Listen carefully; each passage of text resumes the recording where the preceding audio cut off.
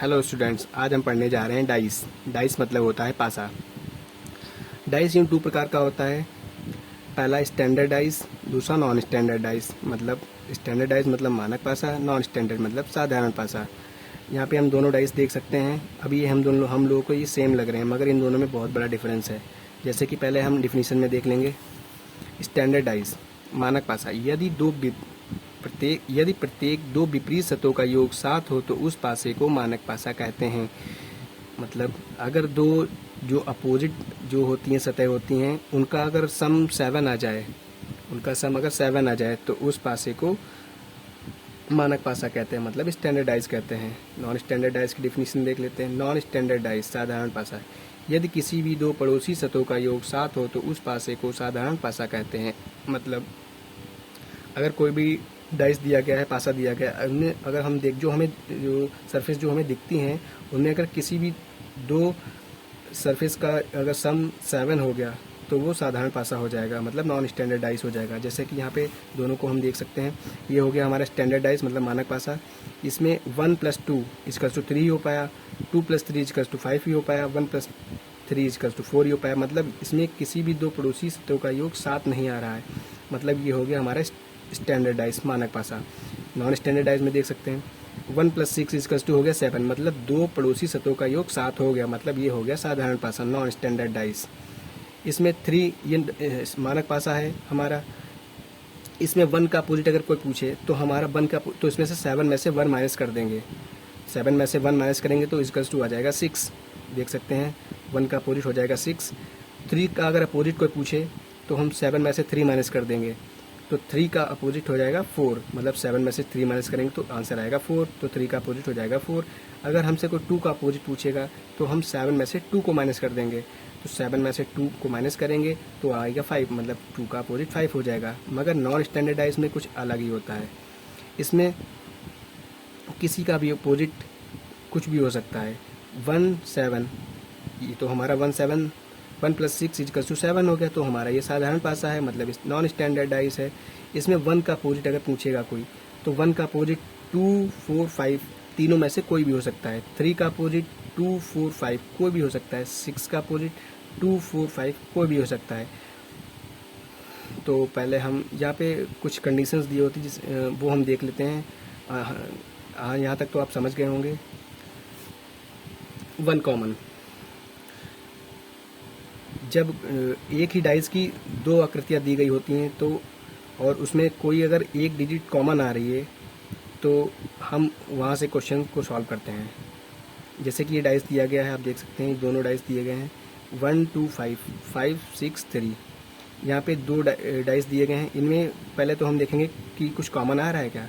हम देख सकते हैं यहाँ पे 5 और यहाँ पे भी 5 कॉमन आ रहा है दोनों। यहाँ पे पूछा गया कि अपोजिट टू 1, मतलब एक की विपरीत सतह क्या होगी।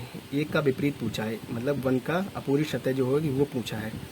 तो यहाँ पे देख सकते हैं हम 1 कॉमन में क्या होता है, डिफिनीशन देख लेते हैं। जब एक ही पासे की दो स्थितियाँ दी गई हों और एक सतह समान हो तो दोनों पासों में क्लॉकवाइज घूम जाते हैं, किंतु ध्यान रहे कि क्लॉकवाइज घूमने की शुरुआत कॉमन डिजिट से होनी करते हैं। यहाँ पे मतलब कॉमन डिजिट से क्लॉकवाइज घूमेंगे और कॉमन डिजिट से स्टार्टिंग करेंगे। यहाँ पे 5 2 1 है, क्लॉकवाइज 5 2 1 घूमेंगे। लिखेंगे पहले 5 2 1, 5 2 1 क्लॉकवाइज। दूसरे में लेंगे 5 6 3, मतलब क्लॉकवाइज जाएंगे, कॉमन डिजिट से स्टार्टिंग करेंगे 5 6 3 5 6 3। और यहाँ पे हमारे तो बचा इसमें क्या 6 बचा, वो 4 बचा, सॉरी 4 बचा, तो वो यहाँ पे हम 4 लिख लेंगे आगे 5 के आगे। जो कॉमन होगा दोनों में उसके आगे लिख लेंगे, जो बचेगा हमारा 4 बचा वो हमने 4 लिख लिया। इसमें क्या हो गया 4 का मतलब 5 का अपोजिट हो गया 4, 1 का अपोजिट हो गया 6, 2 का अपोजिट हो गया 3। यहाँ पे क्वेश्चन ने पूछा था अपोजिट टू 1, मतलब एक का विपरीत सतह कौन सी होगी।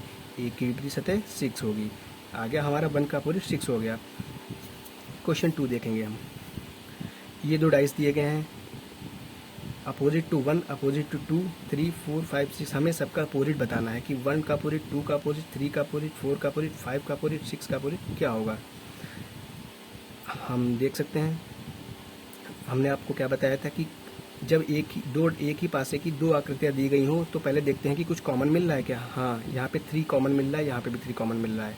तो पहले लिख लेंगे क्लॉक वाइज डायरेक्शन में, देखेंगे 3 6 1, 3 से स्टार्टिंग करेंगे, 3 6 1, 3 6 1 लिखा, 3 5 4 लिखा क्योंकि क्लॉक वाइज जाएंगे, 3 5 4 लिख लिया, 3 5 4।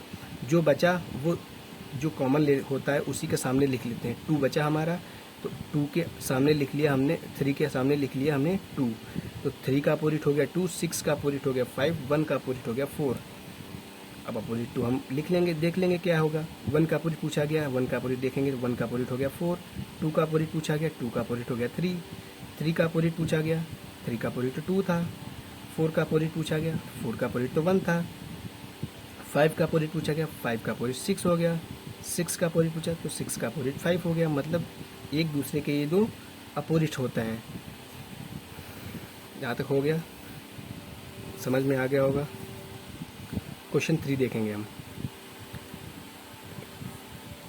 चित्र फर्स्ट में निचली सतह पर क्या होगा। मतलब जो ये फर्स्ट जो कंडीशन दी गई इसमें निचली सतह पे क्या होगा। मतलब ये 1 2 6 दिया गया है, यहाँ पे जो नीचे की सतह जो आप इमेजिन कर सकते हैं कि जो नीचे की सतह होगी यहाँ पे, तो उसमें क्या होगा। मतलब जो नीचे की सतह होगी कि वो 2 के तो अपोजिट में होगी ना, क्योंकि 2 सबसे ऊपर है तो वो सबसे नीचे की पूछी है, तो मतलब 2 का अपोजिट पूछा गया है। तो यहाँ पे देख सकते हैं 2 फिगर दिए गए हैं हमें, 1 2 6 और 4 5 6। पहले इसमें देखेंगे कुछ कॉमन मिल रहा है क्या। हाँ, कुछ कॉमन मिल रहा है, 6 मिल रहा है कॉमन। तो यहाँ पे सोल्यूशन करेंगे, 6 कॉमन डिजिट से स्टार्टिंग करेंगे। इसमें 6 1 2 लिखेंगे, 6 1 2 लिखा, 6 5 4 लिखेंगे, क्लॉकवाइज जाएंगे ना, 6 5 4 लिखा। जो बचा वो जो कॉमन होगा उसी के सामने लिख लेंगे। 3 बचा था, हमने 3 6 के आगे लिख लिया। 2 का अपोजिट 4 हो गया, 1 का अपोजिट 5 हो गया, 6 का अपोजिट 3 हो गया, 5 का अपोजिट 1, 4 का अपोजिट 2, मतलब सब अपोजिट मिल गए।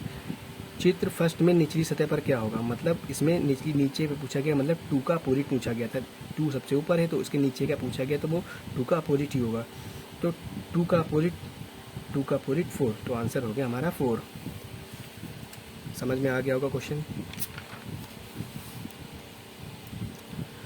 इसमें पूछा गया है कि चित्र सेकंड में पिछली सतह पर क्या होगा। मतलब चित्र सेकंड में पिछली सतह पर क्या होगा, मतलब पीछे की सतह पे क्या होगा। यहाँ पे 2 डायग्राम दिए गए हैं, 4 2 5 4 3 1। इसमें पहले देखेंगे कुछ कॉमन मिल रहा है क्या। हाँ, कॉमन मिल रहा है, 4 कॉमन मिल रहा है दोनों में।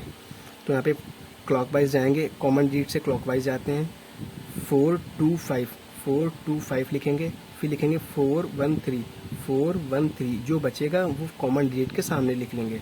तो 6 का अपोजिट 4 हो गया, 2 का अपोजिट 1 हो गया, 1 का अपोजिट 2 हो गया, 5 का अपोजिट 6 3 हो गया, 3 का अपोजिट 5 हो गया। चित्र सेकंड में पिछली सतह पर, मतलब इसमें पीछे की सतह पूछा था, 3 तो आगे, तो इसके पीछे की सतह पे पूछा था, मतलब 3 का अपोजिट पूछा था। तो 3 का अपोजिट हो जाएगा 5, आंसर हो गया हमारा 5। नोट, कोई भी विपरीत सतह ना तो एक साथ दिखाई देंगी ना तो एक साथ छिपेंगी। मतलब जो अपोजिट जो सतह होती हैं वो ना ही एक साथ में सामने शो होंगी और ना ही एक साथ में छिप जाएंगी। मतलब क्वेश्चन में हम समझ सकते हैं, जैसे कि यहाँ पे दिया गया ABCDCF, ये हमारे ये जो पासे की दो पोजीशंस दी गई हैं। इसमें देख सकते हैं ABC दिया गया है, उसमें CDE दिया गया, मतलब ये पासा एक ही है, मतलब इसमें 2 प्रकार से घुमा के दिखाया गया है। तो इसमें से जो ऑप्शन कौन सा सही होगा, तो पहले हम इसको देख लेते हैं कि सॉल्व कर लेते हैं। ABCDF, इन्हें देख लेंगे पहले कुछ कॉमन मिल रहा है कि हाँ, दोनों में कॉमन C मिल रहा है। तो यहाँ पे C से क्लॉकवाइज हम वर्क करेंगे, क्लॉकवाइज कॉमन डिजिट से CAB हो गया। इसमें देखेंगे तो CDF हो गया, CDF क्लॉकवाइज जाएंगे तो यहाँ पे लिख लेंगे CAB लिखा, यहाँ पे CDF लिखा। जो बचा वो C कॉमन डिजिट के सामने लिख लेंगे। यहाँ पे कुछ ABCDF, तो यहाँ पे कोई भी डिजिट ले सकते हैं, जैसे कि जो भी आपका ऑप्शन में दिया गया हो या जो भी अपने मन से ले सकते हैं एक डिजिट। तो यहाँ पे सीरियल वाइज ले लेते हैं तो E ले लेते हैं। तो यहाँ पे C का अपोजिट हो गया, C के सामने E ले लिया हमने। तो A का अपोजिट D, D का अपोजिट A हो गया, B का अपोजिट F, F का अपोजिट B, C का अपोजिट E, E का अपोजिट C हो गया। तो पहले हम ऑप्शन निगलेक्ट करना देखेंगे। CDE, ये ऑप्शन क्या हमारा सही हो सकता है? C का अपोजिट E हो गया, A का अपोजिट D, B का अपोजिट F। इसमें C और E दोनों एक साथ में दिए गए, मगर C और E तो एक दूसरे के अपोजिट हैं। और यहाँ पे हमने क्या पढ़ा था, कोई भी विपरीत सतह ना तो एक साथ दिखाई देंगी ना ही एक साथ छिपेंगी, मगर यहाँ पे दोनों एक साथ दिखाई दे रहे हैं, तो ये हमारा ऑप्शन गलत हो जाएगा। ऑप्शन बी देखेंगे, AFD दिया गया है। AFD, यहाँ पे A और D एक दूसरे के अपोजिट हैं, मगर यहाँ पे A और D एक दोनों एक साथ में दिए गए हैं, तो ये भी हमारा आंसर गलत हो जाएगा। ऑप्शन डी देख लेते हैं पहले। BDF दिया गया है। BD, यहाँ पे B और F एक दूसरे के अपोजिट हैं, और यहाँ पे B और F एक दोनों के एक साथ में दिया गया है, तो हमारा ये भी ऑप्शन गलत हो जाएगा। ऑप्शन सी चेक करेंगे अब। CDF, इसमें देखेंगे कि C का अपोजिट E भी नहीं दिया गया है, D का अपोजिट A भी नहीं है, B का अपोजिट F, मतलब ये तीनों किसी भी अपोजिट जो है देख सकते हैं। B का अपोजिट F, मतलब एक साथ में दोनों नहीं आए हैं। जो भी दो अपोजिट जो होती हैं वो दोनों सतह, वो दोनों एक साथ में नहीं आई हैं। तो EFD, तो ये हमारा ऑप्शन यही सही हो जाएगा। क्वेश्चन 7 देखेंगे हम। ये एक ही पासे की, ये जो एक पासा है, हमें इसमें 3 फिगर दिए गए हैं, पहला, दूसरा, तीसरा। इसमें हमें यहाँ पे बताना है कि यहाँ पे क्या होगा, यहाँ पे बताना है यहाँ पे क्या होगा। तो पहले देख लेंगे कुछ इन दोनों में कुछ कॉमन मिल रहा है क्या। पहले तो इसको छोड़ ही देंगे, ये क्या है अभी इसको नहीं देखेंगे, पहले इसको सॉल्व कर लेंगे। 1 2 5 5 6 3, इसमें देखें कुछ कॉमन मिल रहा है। हाँ, 5 कॉमन मिल रहा है। 5 1 3 5 6 3 लिख लेंगे। 5 1 2 5 1 2 5 6 3 5 6 3, जो बचा वो कॉमन डिजिट के सामने लिख लेंगे। 4 बचा, 4 हमने सामने लिख लिया। 4 का अपोजिट हो गया 5, 5 का अपोजिट हो गया 4, 1 का अपोजिट 6, 6 का अपोजिट 1, 2 का अपोजिट 3, 3 का अपोजिट 2। यहाँ पे पूछा गया कि 3 4 और यहाँ पे क्या होगा। यहाँ पे आप देख सकते हैं कि हमने क्या कहा था कि कोई भी दो अपोजिट सतह ना तो एक साथ छिपेंगी ना ही एक साथ दिखाई देंगी। मतलब यहाँ पे 3 और 4 दिया गया, मतलब 3 का अपोजिट तो हो नहीं सकता, मतलब यहाँ पे 2 नहीं हो सकता, 2 नहीं हो सकता। 4 दिया गया है तो यहाँ पे 4 तो होगा नहीं, और 4 का अपोजिट 5, 5 भी नहीं होगा, तो यहाँ पे हमारा ये भी ऑप्शन निगलेक्ट हो गया। 3 तो यहाँ पे पहले से ही दिया गया, तो यहाँ पे 3 भी नहीं होगा, बचा क्या हमारा 6, तो वही आंसर हमारा राइट आंसर हो जाएगा। क्वेश्चन नेक्स्ट, हमें बताना है कि यहाँ पे क्या होगा। 1 2 5 4 3 2, पहले इसको हम छोड़ देंगे, ये क्या है अभी इसको पहले सॉल्व कर लेंगे। इसमें देखेंगे कुछ कॉमन मिल रहा है क्या। हाँ, 2 कॉमन मिल रहा है, तो यहाँ पे लिख लेंगे, क्लॉकवाइज जाएंगे। 2 5 1 लिखेंगे, 2 5 1।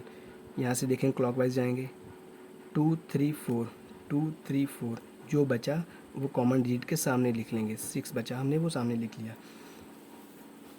अब यहाँ पे बताना है 2 5, 2 और 5 तो होगा नहीं, और 2 5 का अपोजिट भी यहाँ पे नहीं होगा, तो 2 का अपोजिट हो गया 6, मतलब यहाँ पे 6 नहीं होगा। 5 का अपोजिट हो गया 3, मतलब यहाँ पे 3 भी नहीं होगा। अब यहाँ पे 1 भी हो सकता है और 4 भी हो सकता है। अब यहाँ पे देखेंगे 1 और 4 में से कौन सा होगा, तो दोनों में से कोई भी एक हो सकता है। तो यहाँ पे हम नेक्स्ट स्टेप एक आगे बढ़ेंगे। यहाँ पे हम अगर 2 फिगर ले लेंगे, यहाँ पे देख सकते हो 2 और 5 यहाँ दिया गया है, यहाँ भी 2 और 5 दिया गया है, मतलब, और यहाँ पे 1 दिया गया, यहाँ पे पूछा गया है। तो यहाँ से देखेंगे ये फिगर ले लेंगे 2 1 5, मतलब ये वाला फिगर ले लिया, यहाँ पे ये ले लिया। यहाँ से 2 से 5 देखेंगे तो ये 2 से 5 क्लॉकवाइज जा रहा है, 2 से 5 क्लॉकवाइज जा रहा है। यहाँ से 2 से 5 ये एंटी क्लॉकवाइज जा रहा है, मतलब घड़ी की विपरीत दिशा में जा रहा है, और यहाँ पे घड़ी की दिशा में जा रहा है। तो अगर ये क्लॉकवाइज है, ये एंटी क्लॉकवाइज है, मतलब एक दूसरे के दोनों अपोजिट हैं, तो जो 1 का अपोजिट जो होगा वही वहाँ पे हो जाएगा। 1 का अपोजिट यहाँ पे देख सकते हैं क्या है, 1 का अपोजिट 4 है, मतलब 4 ऑप्शन राइट हो जाएगा, 1 गलत हो जाएगा।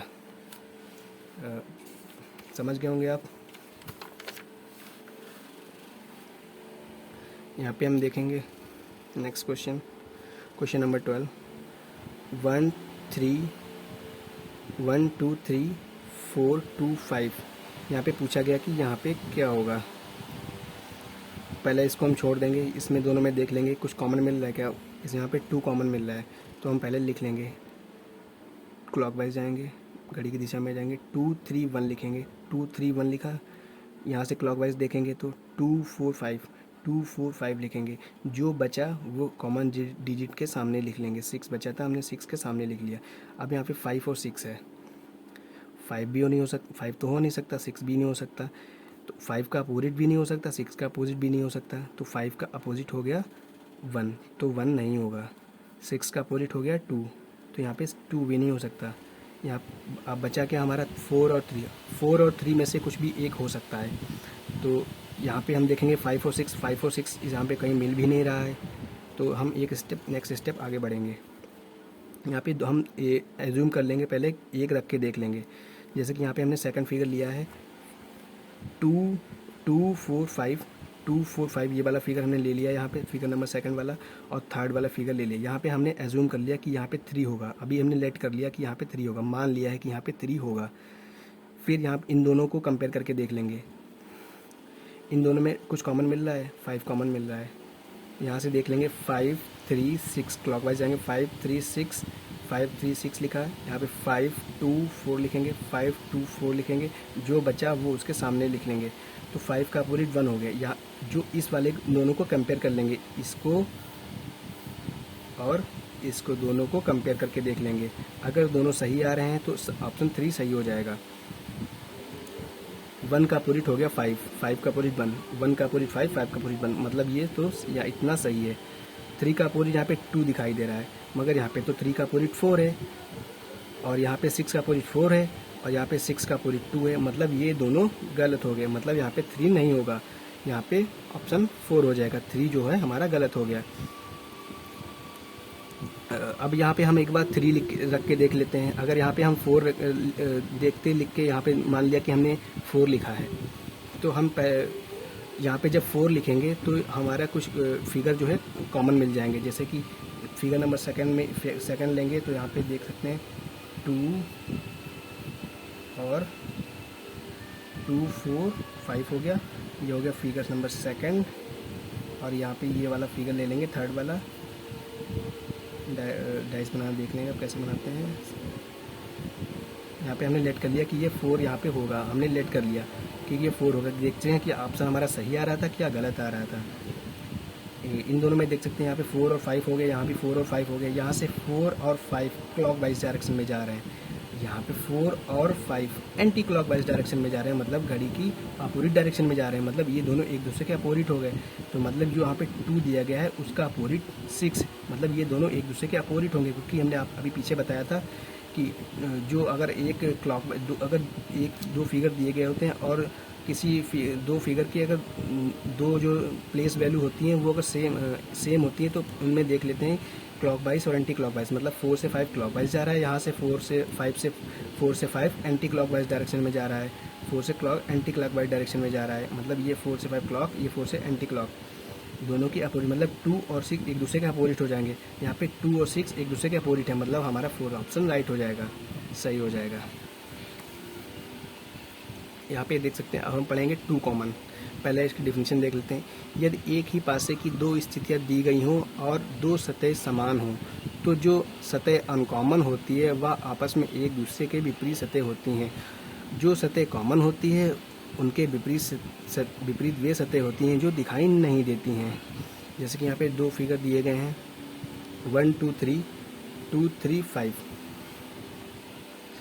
इसमें 2 डिजिट कॉमन है 2 और 3, यहाँ पे 2 और 3, तो मतलब 1 का अपोजिट हो जाएगा 5, 1 का अपोजिट हो जाएगा 5, क्योंकि ये 2 से 3 ये क्लॉकवाइज आ रहा है, 2 से 3 ये क्लॉकवाइज आ रहा है, और ये 2 से 3 एंटी क्लॉकवाइज आ रहा है।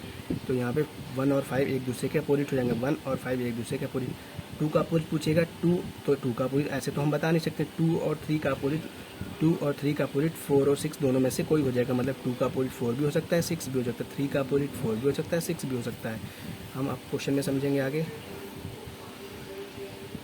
ये डायग्राम दिया गया है, एक ही जो 2 डायग्राम दिए गए हैं 1 3 5 1 3 6, इसमें देखें कुछ कॉमन मिल रहे हैं क्या? हाँ, 2 कॉमन मिल रहे हैं, 1 1 3 3, मतलब 2 एक दूसरे के कॉमन मिल रही हैं। यहाँ से देख सकते हैं कि 1 से 3 से 1 एंटी क्लॉक आ रहे हैं, 3 से 1 एंटी क्लॉक वाइज आ रहे हैं, यहाँ से 3 से 1 क्लॉक वाइज जा रहे हैं, मतलब घड़ी की दिशा में जा रहे हैं 3 से 1। तो ये 5 और 6 एक दूसरे के अपोजिट हो जाएंगे, 5 और 6 एक दूसरे के अपोजिट हो जाएंगे। और 5 और जो मतलब अनकॉमन जो बचा वो एक दूसरे के अपोजिट हो जाएंगे, क्योंकि ये एंटी क्लॉक वाइज दोनों, एक ये घड़ी एक एंटी क्लॉक वाइज डायरेक्शन में आ रहा है, एक एंटी क्लॉक वाइज डायरेक्शन में आ रहा है। तो 1 का अपोजिट 1 और 3 का अपोजिट 2 और 4 दोनों में से कोई भी हो सकता है। इसमें ये कुछ ऑप्शंस दिए गए हैं, इसमें देखेंगे कौन सा हमारा सही है। 5 का अपोजिट 6, यहाँ पे 5 और 6 दोनों ही दिए गए। हमने आपसे क्या कहा था कि कोई भी दो अपोजिट सतह ना ही एक साथ दिखाई देंगी और ना ही एक साथ छिपेंगी, मतलब ये ऑप्शन हमारा राइट हो गया। यहाँ पे दोनों अपोजिट सतह एक साथ में दिखाई दे रही हैं। ऑप्शन बी 1 2 3, यहाँ पे ना 5 दिख रहा है हमें, ना 6 दिख रहा है। 5 और 6 एक दूसरे के अपोजिट, इसमें एक सतह आनी चाहिए, क्योंकि हमने कहा था ना अपोजिट सतह ना ही एक साथ दिखाई देंगी और ना ही एक साथ छिपेंगी, मगर दोनों सतह एक साथ छिप गई हैं। तो ये हमारा ऑप्शन बी भी गलत हो जाएगा। ऑप्शन सी देखेंगे 1 2 4, यहाँ पे 5 और 6 दोनों ही छिप गए हैं, तो ये भी ऑप्शन हमारा गलत हो जाएगा। यहाँ पे 3 5 4, यहाँ पे एक अब हमारा 5 आ गया, 6 नहीं आया, मतलब ये ऑप्शन हमारा राइट हो जाएगा। समझ गए होंगे आप। अब नेक्स्ट देखेंगे हम question A B C C B D देखेंगे हम। यहाँ पे हमारा बी और सी, यहाँ पे बी और सी, यहाँ से बी से सी क्लॉकवाइज जा रहे हैं, यहाँ बी से सी एंटी क्लॉकवाइज जा रहे हैं, मतलब ए और डी एक दूसरे के अपोजिट होंगे, ए और डी एक दूसरे के अपोजिट।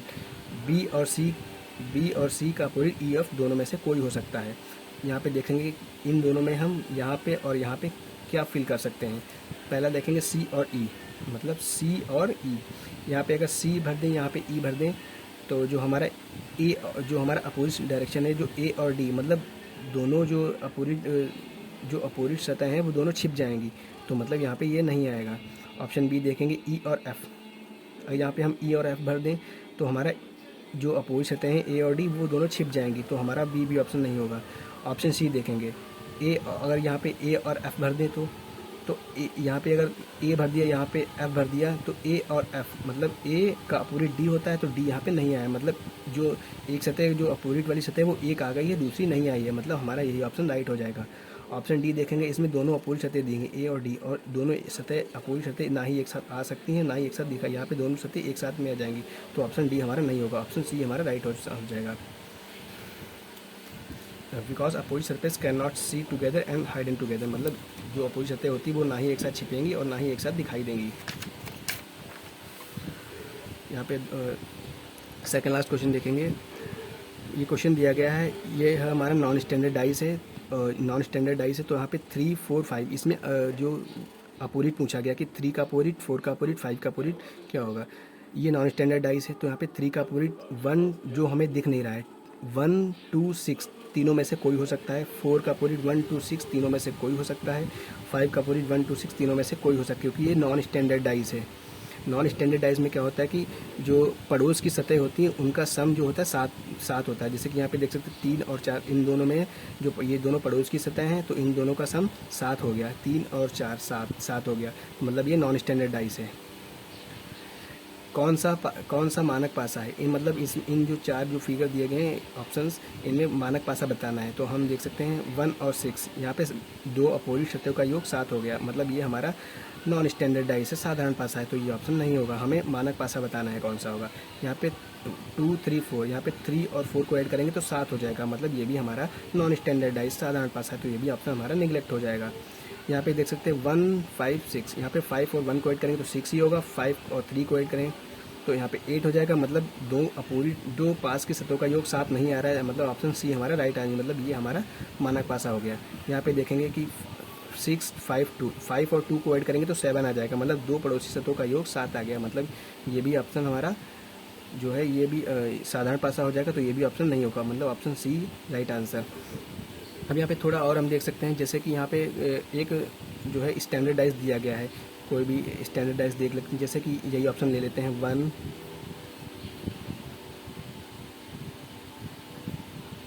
5 3। इसमें बताना है कि 1 का अपोजिट क्या होगा और 3 का अपोजिट क्या होगा, 5 का अपोजिट क्या होगा। ये हमारा स्टैंडर्डाइज है, स्टैंडर्डाइज मतलब मानक ये हमारा मानक पासा है, या जैसे कि देख सकते हैं मानक पासा। तो यहाँ पे 1 और 3 और 5 इन तीनों का अपोजिट बताना है। तो हमने क्या कहा था आपसे, मानक पासा स्टैंडर्डाइज में क्या होता है कि जो अपोजिट सतह होती है उनका सम जो होता है 7 होता है। मतलब यहाँ पे 1 का अपोजिट पूछा है, यानी कि 7 - 1 करेंगे तो यहाँ पे आ जाएगा 6, मतलब 1 का अपोजिट हो जाएगा 6। यहाँ पे 3 का अपोजिट पूछा गया तो 7 - 3 करेंगे तो यहाँ पे हो जाएगा 4, मतलब 3 का अपोजिट हो जाएगा 4। यहाँ पे 5 का अपोजिट पूछा गया तो 7 - 5 करेंगे तो यहाँ पे आ जाएगा 2, मतलब 5 का अपोजिट हो जाएगा 2। तो 1 का अपोजिट 6, 3 का अपोजिट 4, 5 का अपोजिट 6। तो यहाँ पे ये हमारे तीनों सॉल्व हो गए। आप समझ गए होंगे। अब अगर आगे की क्लास चाहिए, मतलब जो ओपन डाइस, अभी हमारा एक टॉपिक छूट गया है यहाँ पे ओपन डाइस, अगर आप चाहेंगे तो हम उसको भी आप पढ़ा देंगे, बता देंगे। Thank you.